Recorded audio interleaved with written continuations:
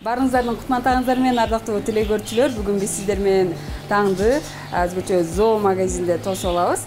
Бул жакта азыр мындай болгон балыктарга жана үй канаттууларына кандай кам көрүү керектигин Элдияр мырзанын жардамында билип алабызга аракет кылабыз. Саламатсызбы? Саламатсызбы.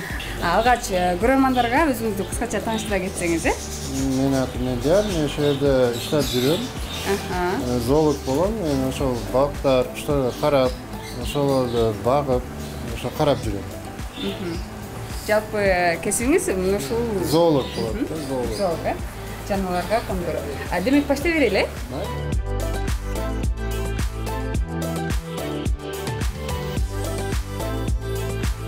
Тернеса балыгы, içinde skalaрийлер бар, полохищник деп эсептелет. Үй шартында бакса болот, чогуу жүрүшөт, чогуу чоңойот. Азыр бул жерде эки түрлүү балык бар. Эки түрлүү балык бар içinde. А так бир температурада биле жашай берет. Булар полохищник да, почти мирныйге кире берет. Тернеса булар сон, алдын тернесалар кара түсүндө болот эле Союз маалында. Азыр Өзбекстанда, Кытайда булардын жемни ойлоп топтуруп, ошо жемни жеп туруп, булар ошондой түскө киришет. Отдельно багып туруп, өзү паруда бир. Парудасы түсү аркылуу болот. Демек буларга жем беришет? Жем беришет. Ошол жемди менен азыктангандан кийин ошол светке кирип калышат.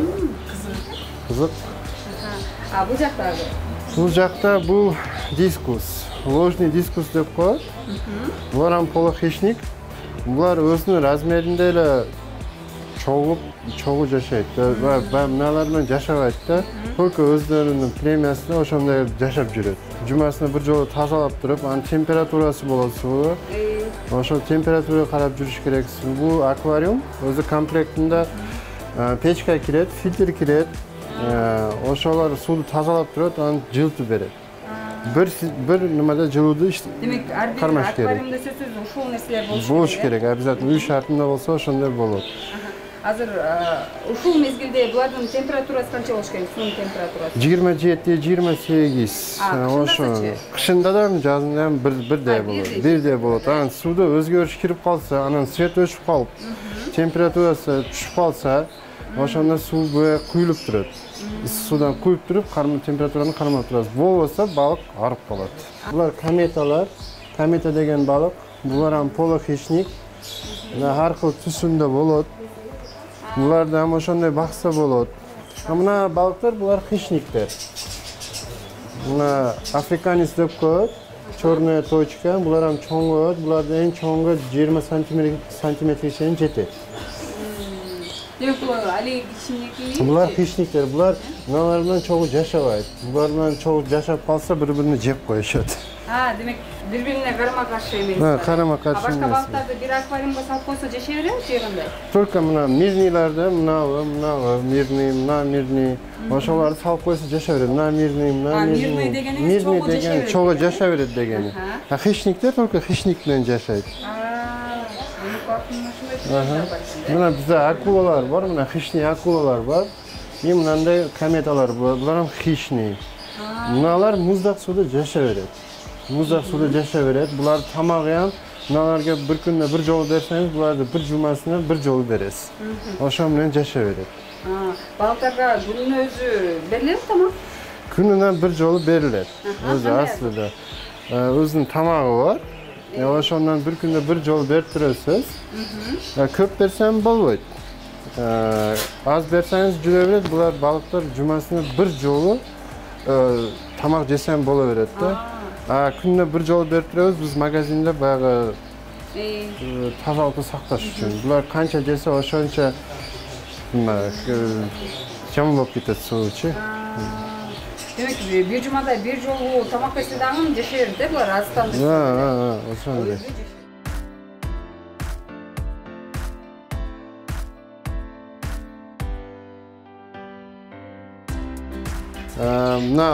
Например, неразлучка деген попугай. Булар жалгыз жашабайт, обязательно пара менен жашайт. Парасы болбосо өзү тарынып, жаман болуп өлүп калат да. Буларда обязательно пара болот. Бул неразлучка деген. Бул махаббаттын символу. Ошондой. Буну обычно өзүмүздө волнистый попугай да. Буларам укканмын, мен көргөнмүн, баягы жаштык кезинен баккандары бар. Чоң койгондо 2-3 сөздү айтышат. Андай азыр бизде жок, конечно. Үйрөтсө болот. Полностью попугайлар өзү. Анан мана нимфа, карела деген попугайларыбыз бар. Мыналар өтө баягы тез үйрөнүшөт. Азыр мына жаш экенин алып, чоң коет бул дагы, бул көпүрөөк сүйлөйт. Анан көпүрөөк колго үйрөтсө болот ошону. Бу жерде бир дагы кушубуз бар, амазинка деген. Бул жөн эле декоративный чумчуктар болот. Үйдө буларам баягы командаға құлақ салып тұрған бір сортынан болады. Кичинекей, ооба. Булардын азыктары кандай? Азыктары буларды жем жейт, өзү тару жем жейт. Суу күнүдө алмаштырып туруш керек, жемди алмаштырып туруш керек. Болбосо анан акылаты жемге түшүп калса, жеп койсо ооруп калышат. Ошол жерлери бар. Ошон үчүн тынбай тазалап туруш керек. Тазалап карап туруш керек.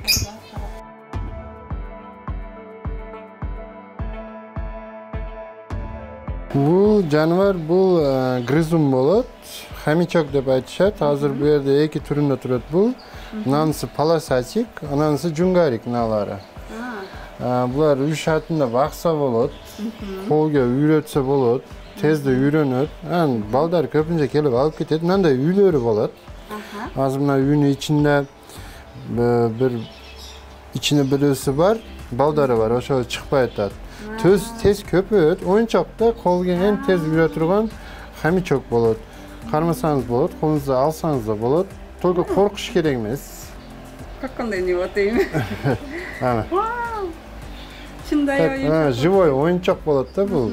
Балдар үчүн тезде алып кетишет бизде. Биз ам алып сатабыз. Зыяндуу эмес бул.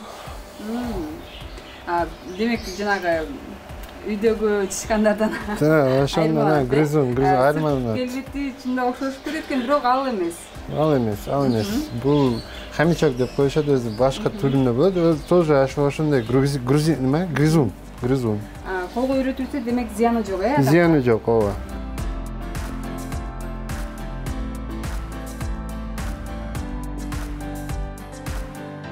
Мына ушинтип урматтуу теле көрүүчүлөр, бүгүн да биз сиздерге кичине болсо дагы пайдалуу маалымат бердик деген үмүттөбүз.